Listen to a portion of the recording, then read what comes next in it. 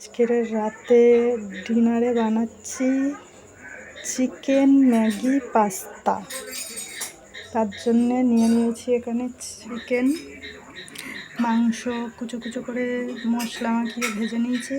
এখানে ডিম আছে ভাজা, এখানে টমেটো কুচোনো, আলু, পেঁয়াজ, কাঁচা লঙ্কা, এখানে ম্যাগি মশলা, এখানে সস। কী বলতো, সবজি দিলে আমার বর খায় না, সবজি পছন্দ করে না, তার জন্য আলুটা একটু দিচ্ছি।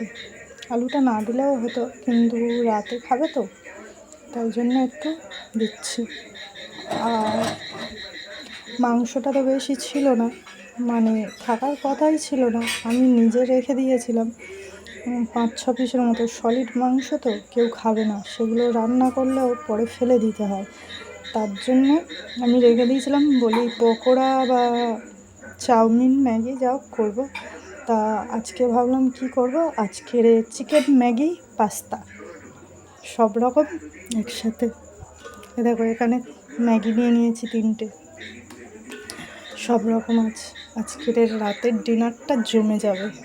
তা কেমন লাগলো বন্ধুরা? ভালো লাগলে লাইক কমেন্ট শেয়ার করে যাবে। আমার ভিডিও কারা দেখতে ভালোবাসো, কারা পছন্দ করো, একটা কমেন্ট করে জানাবে। আজ এইটুকু, আবার কাল দেখা হবে।